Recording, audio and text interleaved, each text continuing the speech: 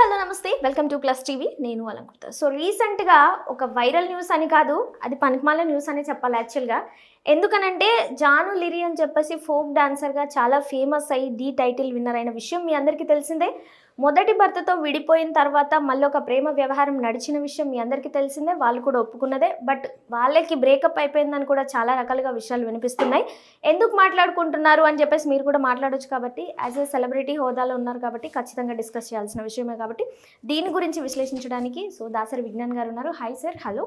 నమస్తే సార్. ఏంటి సార్ ఇలాగా అమ్మాయిలకి ఇంత అన్యాయం జరుగుతుంది ఏంటి సార్? అమ్మాయిలకు అన్యాయం జరుగుతుందనే టాపిక్ మీద మనం మాట్లాడుకుంటే నిజంగా మాట్లాడుకోవచ్చు, తప్పలేదు. అవును సార్. కానీ ఇప్పుడు నువ్వు చెప్పిన ఆ పాత్రధారులు ఎవరైతే ఉన్నారో వాళ్ళ వల్ల సమాజానికి ఏమైనా ఉపయోగం ఉందో నాకు తెలియదు. కానీ ఇప్పుడు నువ్వు వీళ్ళ కథ వల్ల అయితే సమాజానికి ఉపయోగం ఏం లేదు. అంటే నేను ఈ పాయింట్ గురించి ఎందుకు మాట్లాడుతున్నా అంటే, అసలు వాళ్ళిద్దరికి బ్రేకప్ అయిపోతే కొన్ని ఛానల్స్లో లైవ్ పెట్టాల్సిన పని లేదు, కానీ ఒక అమ్మాయి అని పెడుతున్నారా అనే కోణంలో నేను తీసుకొచ్చిన. అది మనం మాట్లాడుకోవచ్చు, తప్పలేదులే. కాకపోతే ఇప్పుడు నువ్వు చెప్పిన ఒక అమ్మాయి గతంలో ఒక అబ్బాయిని పెళ్లి చేసుకుంటానని చెప్పడం, తర్వాత వాళ్ళిద్దరికి బ్రేకప్ అవ్వడం, నెక్స్ట్ ఇంకొక అబ్బాయితో పెళ్ళి అని చెప్పడం, తర్వాత ఇప్పుడు వాళ్ళకు కూడా బ్రేకప్ అయ్యింది అనే వార్తలు రావడం, ఈయనకు సంబంధించిన పోస్టులు అయినా ఆమెకు సంబంధించిన పోస్టులు ఆమె పెట్టుకోవడం. ఈరోజు రేపు ఏంటంటే మేము కలిసి ఉన్నాము, మేము విడిపోయాము, మేము విడిపోతున్నాము, విడిపోవాలా వద్దా అని ఆలోచిస్తున్నాము, ఇలాంటివన్నీ కూడా ఇన్స్టాగ్రామ్ వేదిక మీదుగా జరుగుతూ ఉంది. ఫస్ట్ ఏం చేస్తారు, వీళ్ళ అకౌంట్లో వాళ్ళకి సంబంధించిన ఫోటోలు, వాళ్ళ అకౌంట్లో వీళ్ళకి సంబంధించిన ఫోటోలు డిలీట్ అయిపోతాయి. తర్వాత అంతకు ముందు పెట్టుకున్న పేర్లు కాస్త మారిపోతాయి, వీళ్ళతో ఉంటే కత్తిరిస్తారు. నెక్స్ట్ తర్వాత పూర్తి కొన్ని మనస్తాపానికి చెందినటువంటి లైన్స్ ఏమైనా ఉంటాయి కదా, ఆ కవి రాసినవో ఈ కవి రాసినవో లేదా వీళ్ళు కూడా కవులే రాసినవో కొన్ని కొటేషన్లు పెట్టుకుంటారు. తర్వాత అందులో చాలా వరకు 90% ఏడుపులు పెడబొబ్బాలతో కూడినే ఉంటాయి. 10% ఏదో సంతోషం ఉంటే ఉంది, లేదా 1-2% సమాజానికి మేమేదో నీతి చెప్పాలనుకున్నాం అనేవి ఉంటాయి. ఇంకా తర్వాత ఒకానొక దశలో మేమిద్దరం కటీఫ్ అని చెప్పేస్తారు. దీనివల్ల వీళ్ళని ఫాలో అయ్యే వాళ్ళకి ఎంటర్టైన్మెంట్ ఉంటుందేమో కానీ ఇలాంటి రంకు బాగోతాల వల్ల సమాజానికి అయితే ఉపయోగం లేదు. ఎవరితోనైనా తిరగవచ్చు. ఇప్పుడు మొన్న తమన్నా అని ఆవిడ ఉంది, ఒక అబ్బాయితో, ఆ హిందీ యాక్టర్తో, ఎవరు ఎమ్మెల్యే సినిమాన ఆ అబ్బాయి చేసింది ఎంసీఏలో విలనా పేరు నాకు గుర్తులేదు కానీ ఆ అబ్బాయి, ఆమె ఇష్టం ఆయన ఇష్టం, కలిసి తిరుగుతారు లేకపోతే విడిపోతారు, మనకెందుకు అక్కర్లేదు. నెక్స్ట్ సమంత నాగ చైతన్య, వీళ్ళు విడిపోయిన తర్వాత అలా అయింది ఇలా అయింది, సమంత వీళ్ళతో ఆయన ఇంకొకరిని పెళ్ళి ఏదేది.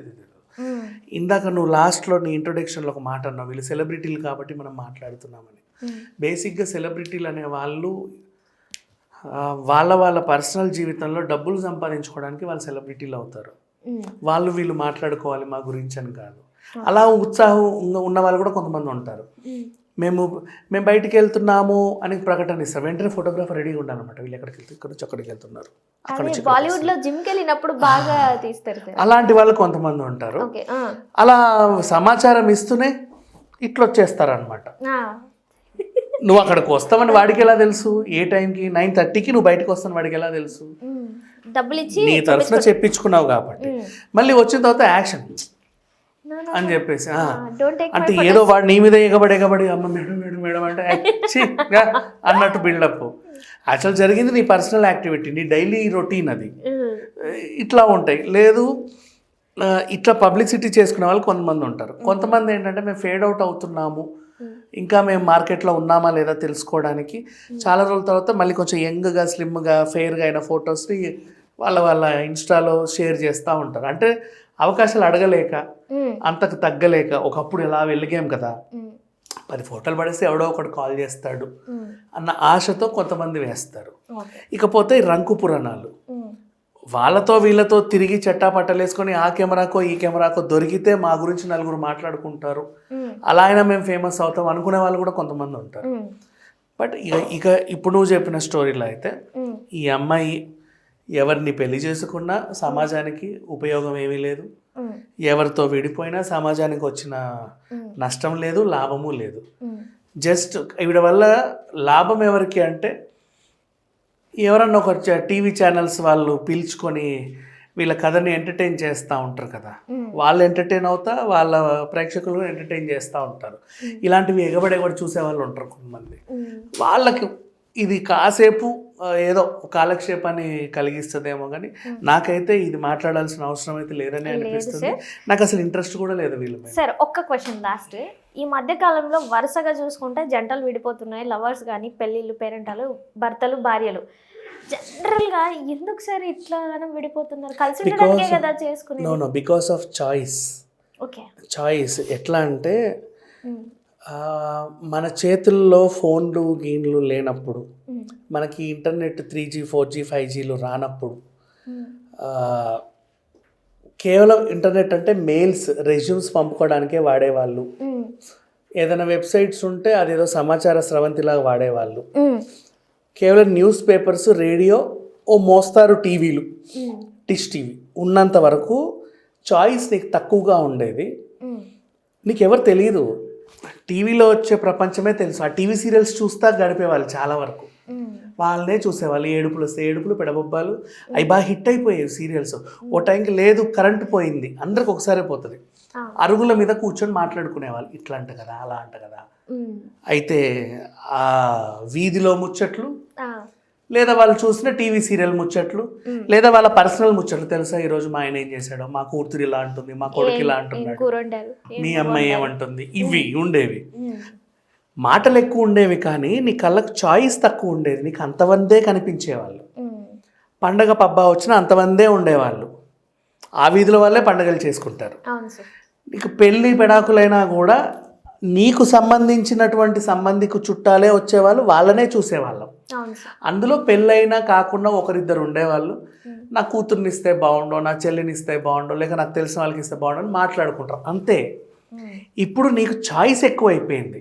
నీ చేతిలో నీకు ఇంతకుముందు ఎట్లా అంటే నీకు ఫోన్ రాకముందు, నీ చేతిలోకి ఫోన్ రాకముందు నీకు ఫేస్బుక్, ఇన్స్టా ఇవన్నీ తెలియనప్పుడు, నీ చిన్నప్పటి నుంచి పెరిగే వరకు నీ స్కూల్ మేట్స్ తెలుసు, కాలేజ్ మేట్స్ తెలుసు, వీధి మేట్స్ తెలుసు, ఇరుగు పొరుగు తెలుసు, చుట్టాల మేట్స్ కూడా తెలుసు, అంతమించి ఇంకా తెలియదు. ఇప్పుడు ఏంటంటే నీకు సంబంధం లేని దేశంలో కూడా నీకు అందరూ తెలుసు. ఎక్కువ మొహాలను చూస్తున్నాం. ఇప్పుడు ఒక జెండర్కి ఆడదానికి మగాడంటేనే ఇష్టం, మగవాడికి ఆడదంటేనే ఇష్టం. అలాగే అట్రాక్ట్ అవ్వాలనేది శాస్త్రం, అంతే కదా. కాకపోతే దానికి ఏంటంటే మనం ఒక బంధం ముడి పెడతాం. వీళ్ళతోనే నువ్వు నీ భావోద్వేగాలన్నీ పంచుకోవాలి అని పంచుకుంటాం, తప్పేం లేదు. ఇప్పుడు వీళ్ళకి ఏంటంటే ఆ చూసింగ్ టైంలో కూడా చాయిసెస్ ఎక్కువైపోయాయి. ఇంతకుముందు చూసింగ్ ఎలా ఉండేది, వీళ్ళు 4 ఫోటోలు తెచ్చి అందులో ఒకటి సెలెక్ట్ చేసి వీడు ఎవడు వీడు అంటే పలానా వాడు అక్కడ ఉంటాడు, అది ఆ పని చేస్తాడు, వాళ్ళ ఫ్యామిలీ ఇది, అంతే. ఇప్పుడు నీకు చాయిస్కి ఏంటంటే నీకు స్కూల్ డేస్, కాలేజ్ డేస్, ఇప్పుడు నీ చేతుల్లో నువ్వు ఖాళీకి కూర్చుంటే నీకు మొత్తం ప్రపంచంలో ఉన్న అదేంటి 500 కోట్ల మంది నీకు కనిపిస్తున్నారు. అందరినీ చూస్తున్నావు. ఒక్కొక్కరిని చూస్తుంటే ఒక్కొక్క ఫీలింగ్ కలుగుతుంది. ఒక అమ్మాయికి, ఒక అబ్బాయికి, ఒక అబ్బాయికి కూడా అంతే. ఇంతకుముందు సినిమా హీరోలని, హీరోయిన్లను చూసి క్రష్ ఏర్పాటు చేసుకునేవాళ్ళు చాలామంది. మీ పర్సనల్ క్రష్ అంటే నాకు ఆ హీరో అంటే చాలా ఇష్టం, నీకు అందరు వాళ్ళు, కానీ ఆ క్రష్తో బతికే వాళ్ళం. ఇప్పటికి కూడా సార్. ఇప్పుడు ఏంటంటే ఆ క్రష్ కాస్త అలాంటి, నువ్వు 500 మందిని చూస్తే అందులో ఆ హీరోతో పోలిన 3 ఉంటారు. ఉంటాడు వాడితో మాట్లాడాలి, వాడు కనుక రిప్లై ఇచ్చంటే అయిపోయింది కథ. అది ఎక్కడికో దారి తీస్తుంది. అవును సార్, నీకు అర్థమైంది. చాయిస్ పెరిగిపోయింది. ఎక్కువ చాయిస్ ఉండేసరికి నువ్వు 5 మగాలనే చూడాలనే ఒకప్పుడు నీకు రాసి పెట్టుంది. 5 చూసి ఒకడిని ఎంచుకున్నావు. ఇప్పుడు 5 కోట్ల మందిని చూస్తున్నావు. ఎవరిని ఎంచుకోవాలో తెలియదు, ఎవరితో నీ ఫీలింగ్స్ పంచుకోవాలో తెలియదు. అందరూ నచ్చేస్తున్నారు. అమ్మాయికైనా అబ్బాయిలు, అబ్బాయిలకైనా అమ్మాయిలు, ఇంట్లో ఉండే వాళ్ళకు కూడా. నీకు పెళ్ళయింది, పిల్లలు ఉన్నారు, టీవీ సీరియల్ చూడాలి. కానీ నేను టీవీ చూడను, నేను ఫేస్బుక్ చూస్తాను. అసలు నీ మొగుడు కానీ అసలు వీడిని ఎందుకు చేసుకోలేదు, నేను అనవసరంగా వీడిని చేసుకున్నాను, వాడిని చేసుకొని ఉంటే నా చంటోడు ఇలా పుట్టేవాడు కదా, అలా పుట్టేవాడు. సీరియస్లీ మా, నేను అబద్ధం ఆడట్లేదు. అదే న్యూస్ రోజు చదివేవి. అలా చూసి వాడికి హాయ్, వాడు వెంటనే అబ్బాబాబా హాయ్ హాయ్, అసలు నువ్వు ఎంత బాగున్నావు అంటే అంత బాగున్నావు. అసలు బాగోగడం అంటే డిక్షనరీ మీనింగ్ నీ ఫేసే పెట్టాల్సింది. అసలు నువ్వు అంత బాగున్నావు అని చెప్పేసి చాటింగ్లు ఓ రోజు వీళ్ళు కలవడం, ఇద్దరం కలిసి మనం ఇలా ఉండాలంటే మనకు అడ్డు నా కొడుకు నా భర్త వాళ్ళిద్దరిని చంపేద్దాం, లేదు అంటే నీతో ఉండాలంటే నాకు అడ్డు నా భార్య నా పిల్లలు వాళ్ళిద్దరిని చంపేద్దాం. ఎట్లా చంపుదాం? నేను తల పట్టుకుంటా, నువ్వు కాళ్ళు పట్టుకో, ముక్కలు కోసేసి అక్కడో ముక్క లేదంటే ఓ పని చేద్దాం, కాంక్రీట్ వేసి ఇక్కడే కట్టేద్దాం, కనబడరు ఇంకా కనబడరు. పోలీసులు అందే చూసుకుందాం ఎప్పుడో ఒకప్పుడు. ఎవడో వచ్చి పాపం అప్పట్లో మా అబ్బాయి అనే ఒక ఆయన ఉండేవాడండి, ఈవిడతో పెళ్ళైతే చేసాము, పిల్లలు కూడా ఉన్నారు, ఈ మధ్యకాలంలో కనబడట్లేదని నువ్వు పోలీస్ స్టేషన్లో కంప్లైంట్ ఇస్తే వాళ్ళు వచ్చి అంటే నడు అని చెప్పి 4 తంతే, అవునండి మాకున్న సంబంధం ఏంటంటే వీడు అలా నచ్చి అతన్ని ఇలా చేసాను, ఎక్కడ పెట్టావంటే ఇదో ఇక్కడ కట్టేసామండి, తవి తీసుకోండి అస్థికలు ఏవైతే ఉంటాయి, లేదా ఒక ముక్క తలని ఆ ఫారెస్ట్లో, మొండాన్ని ఆ మ్యాన్ హోల్లో, కాలు మొన్న మూసినది పోతుంటే అందులో విసిరేసామంటే అది ఎడిగిపోయిందో మాకు తెలియదు. ఇలాంటివి చేస్తున్నారు. ఇవి చాయిస్ ఎక్కువ ఉండడం వల్లే నీకు అదేంటిది కోరికలు ఎక్కువ కలుగుతున్నాయి. కోరికలు ఎక్కువ కలగడం వల్ల నీకు క్రైమ్ రేట్ పెరుగుతుంది. క్రైమ్ రేటు పెరగడం వల్లే మనకి ఇన్ని వార్తలు మనం మాట్లాడుకుంటున్నాం ఈ రోజు వరకు. అన్నిటికీ మూలం ఏంటి? ఓవరాల్గా అరచేతుల ప్రపంచమేగా. అది లేనప్పుడు అందరూ బాగానే ఉన్నారు. నువ్వు రింగు తిప్పితే కానీ నీ ఫోన్ కనెక్ట్ అయ్యేది కాదు, ఎవడి గొంతో కూడా తెలిసేది కాదు. ఎన్నో నెలలకు మాట్లాడుకునే అట్లాంటిది ఇప్పుడు ఏం నీకు అందరూ కనిపించేస్తున్నారు. పైగా కోలివింగ్ హాస్టల్స్, ఓయోలు కాస్త కోలివింగ్ హాస్టల్స్ అయిపోయాయి. నువ్వు నచ్చితే ఎవరితో నడుచు. ఇప్పుడు నువ్వు ఎప్పుడు వెళ్ళిపోతున్నావు? నెక్స్ట్ మంత్ ఖాళీ చేసేసి ఎక్కడికి వెళ్తున్నావు? బెంగళూరు అవునా, సరేపో. నెక్స్ట్ ఎవడో వస్తాడు నీ రూమ్కి, నువ్వు వాడినే ఉంటావు, మళ్ళీ వాడితో 4 రోజులు ఉంటావు, మళ్ళీ వాడు నువ్వు ఎప్పుడు పోతున్నావు? నాకు ఏదో పెళ్లి చేద్దాం అంటారు, మరి ఎవడో నాకు తెలియదు, సరే వెళ్ళిపోతాలే, చూద్దాం, కలుద్దాం, మళ్ళీ ఎప్పుడన్నా ఉంటావుగా, టచ్లో ఉందాం. అక్కడికి ఇంకొక ఆవిడ వస్తుంది, వాళ్ళు కొన్ని రోజులు కలిసి, అంటే రూమ్ అక్కడే ఉంటుంది, కొన్ని రోజులు వీడు ఉంటాడు, అమ్మాయి మారుతుంది, కొన్ని రోజులు అమ్మాయి ఉంటుంది, వీడు మారుతూ ఉంటాడు, అట్ట రూములు, కోలివింగ్ హాస్టల్స్. ఎక్కడికి పోతుంది? మొన్నే ఒకసారి యూట్యూబ్లో చూడండి, అమీర్పేటలో ఎప్పటి నుంచో చెత్త పేరుకుపోయిందని చెప్పి ఒక కోలివింగ్ హాస్టల్ని శుద్ధి చేశారు. దాన్ని ఏదో నాలా గెలిగితే ఏవో అడ్డమైన సామాన్లన్నీ బయటకు వచ్చాయి. అడ్డమైన సామాన్లన్నీ బయటకు వచ్చాయి. ఒక హాస్టల్కే, ఒకటే హాస్టల్ అట్లా ఉంది. అదేది అమీర్పేట మునిగిపోయిందని చెప్పారు కదా అప్పుడు అంతా మట్టి గిట్టి అన్ని పేరుకుపోతే ఎందుకులే మళ్ళీ వాటర్ తిప్పి కొడుతున్నాయని చెప్పి దాన్ని క్లీన్ చేస్తే బయటపడ్డ రాజకార్యాలు అవన్నీ ఇట్లా ఉన్నాయి. అలాంటిది అక్కడ ఒకటే కాదు, ఇప్పుడు మొత్తం నువ్వు మాదాపూర్ నుంచి మొదలు పెడితే కొండాపూర్ నుంచి అటు గచ్చిబౌలి, ఆ తెల్లాపూర్, నల్లగండ్ల వరకు ఇవే హాస్టల్స్, అన్నీ కోలివింగే. ఎవడికి తెలియదు, ఎందుకు ఉంటున్నారో తెలియదు, ఎందుకు పోతున్నారో తెలియదు. మళ్ళీ దీంట్లో ఇంకొకటి కూడా ఫ్రెండ్ ఫర్ రెంట్ అంటే యాప్స్. నీకు friend for rent, dating apps వదిలేసాయి, డేటింగ్ అవి ఉంటాయి ఎప్పటి నుంచో.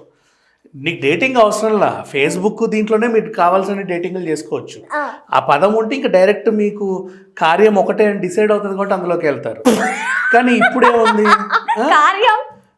అలా కాకుండా ఫ్రెండ్ ఫర్ రెంట్, మళ్ళీ అదేంటిది క్రయింగ్ క్లబ్స్, లాఫింగ్ క్లబ్లు ఓకే, వచ్చి కాసేపు నవ్వుకొని వెళ్తారు. ఓదార్పు గ్రూపులు, నువ్వు ఇంత గుండె బరువుతో వస్తావు, కూర్చుంటావు, కావాల్సినంత ఏడు, నిన్ను ఓదార్చడానికి కూడా ఎవడు ఉండడు. ఇక్కడే హైదరాబాద్లోనే ఉన్నాయి. హ్యాపీ, మీరు గూగుల్లో కూడా అన్నీ అవైలబుల్గా ఉంటాయి. మనస్ఫూర్తిగా ఏడ్చుకోవచ్చు, వచ్చి ఓదారుస్తూ ఉంటారు. ఆ ఓదార్పులో నీకు దగ్గర మరి ఇంకేం ఓదారుస్తారో తెలియదు. నెక్స్ట్ తర్వాత friend for rent, dating apps కదా, ఫ్రెండ్ ఫర్ రెంట్, నీకు తోడు కావడానికి ఒక ఫ్రెండ్. మళ్ళీ అయ్యో ఇంకొకటి, ఈ సోషల్ ఈవెంట్ అంటే అది నేను చూసాను, దాన్ని ఎలా చెప్పాలి తెలియదు, ఎవరికి తెలియదు. ఫస్ట్ కళ్ళకు గంతలు కడతారు, అందరు వచ్చి అందరూ పరిచయం చేసుకుంటారు. వచ్చిన తర్వాత మళ్ళీ కళ్ళకు గంతలు, మీకు కొత్త friends, unknown friend, stranger friends, వాళ్ళతో మీరు ఆ రోజంతా స్పెండ్ చేసి వాళ్ళతో ఫ్రెండ్షిప్ చేసుకొని వెళ్ళిపోవడం. అంటే టెక్నాలజీ డెవలప్ అవుతున్న కొద్దీ నీకు అన్ని అందుబాటులోకి వస్తున్నాయి. అన్ని అందుబాటులోకి వస్తే అన్ని రకాల చాయిస్లు వస్తున్నాయి. ఆ చాయిస్ పెరగడం వల్ల, నీ చూసే విధానం పెరగడం వల్ల, అది ఒక టైంలో చాయిస్ కంట్రోల్ అయినప్పుడు నీలో వచ్చే ఈ క్రిమినల్ థాట్స్ ఇవి. నీ చాయిస్ కంటిన్యూ అయిందనుకో నీ జీవితాంతం, ఈ రోజు ఇతను, రేపు అతను, ఎల్లుండి అతను, అవతల నుండి ఈమె, తర్వాత ఈవిడ, నీకు ఓకే. సొసైటీ యాక్సెప్టెన్స్ ఒక దగ్గర కట్ అవుతుంది పెళ్ళి అనే బంధంతో, కానీ నీ కోరికలు ఆ బంధంతో కట్ అవ్వట్లా. అట్లా ఏ పొద్దున్న లేసే వీడే రాత్రి లేసే వీడే, ఏ పొద్దున ఏమైంది ఇంటికి వచ్చి తలుపు బా తీసావా తలుపు చీ సర్లేపో చావు ఏదో ఒకటి వండి పెట్టాడా పడకబా అన్నట్టు ఉంటుంది వాడి కోరికలు అవి. తర్వాత అటు తిరిగి పడుకొని ఈమె ఫోన్ చూస్తుంది, ఇటు తిరిగి పడుకొని వీడు ఫోన్ చూస్తూ ఉంటాడు. ఇంకా తినలేదా, అటు తిరిగి పడుకుందిలే ముచ్చు మొహంది నువ్వు చెప్పు, ఇట్లా వేరే చాటింగ్లు. ఇవి కాస్త ఎక్కడికో వెళ్ళి అటు కలిసి ఇటు కలిసి నీకు చాయిస్ అవైలబుల్లో ఉన్నప్పుడే క్రైమ్ రేట్స్ కూడా పెరుగుతాయి. Choice, amount, luxury life. Exact. ఇక అమౌంట్, లగ్జరీ లైఫ్ అంటావా, అవి అడిషనల్ బెనిఫిట్స్ చాయిసెస్కి. ఊరికే ఉంటుంది ఒక అమ్మాయి అనుకోకుండా ఒక సినిమాలో ఛాన్స్, సీరియల్లో ఛాన్స్ వస్తుంది, ఏ ఉండవు అప్పటి వరకు క్యాజువల్. సడన్గా ఒక బ్రేక్ వచ్చి 10 మందికి తెలుస్తుంది, అవకాశాలు పెరుగుతాయి, డబ్బులు వస్తూ ఉంటాయి. ఆ డబ్బులు కాస్త లావిష్ లైఫ్కి అలవాటు పడుతుంది. లావిష్ లైఫ్ అంటే వీళ్ళకి తెలిసింది ఒకటే పబ్కి వెళ్ళాక సర్వనాశనం, ఇంకా తర్వాత ఇంకోటి ఇంకా అయిపోయింది జీవితం. ఇంకేముంది, ఒకనొకడు ఆ చిల్లర రావు, అవకాశాలు తగ్గిపోతాయి. అప్పుడు ఏం చేయాలో అర్థం కాదు. ఉన్న జీవితాన్న కోల్పోవడానికి ఇష్టపడదు మైండ్, కొత్త జీవితానికి అలవాటు పడడానికి ఇష్టపడదు నీ మైండ్. అప్పుడు ఎవరిని అడుక్కోలేక ఏమీ చేయలేక ఏం చేస్తావు, ఏదో ఒక దారి చూసుకొని అదే ఫైనలైజ్ చేస్తాం. అట్లాంటి సిచ్యువేషన్స్లో ఉన్న వాళ్ళు ఉన్నారు. అన్నిటికీ కారణం కేవలం చాయిస్, మల్టిపుల్ చాయిస్. నీకు ఎంత పెరిగితే నీ మైండ్లో క్రైమ్ రేట్ కూడా అంతే ఉంటుంది. చాయిస్ ఎప్పుడైతే లిమిటెడ్గా ఉంటుందో, ఒకప్పుడు ఉండేదిగా మన తాతలు అమ్మమ్మలు ఉన్న కాలంలో మొత్తం అసలు చాయిసే లేదు వాళ్ళకి, ఏమీ లేదు పాపం వాళ్ళకి. వీళ్ళ మొహాలు వాళ్ళు, వాళ్ళ మొహాలు వీళ్ళు, అక్కర్లేని సోది ఏదో చెప్పుకునేవాళ్ళు.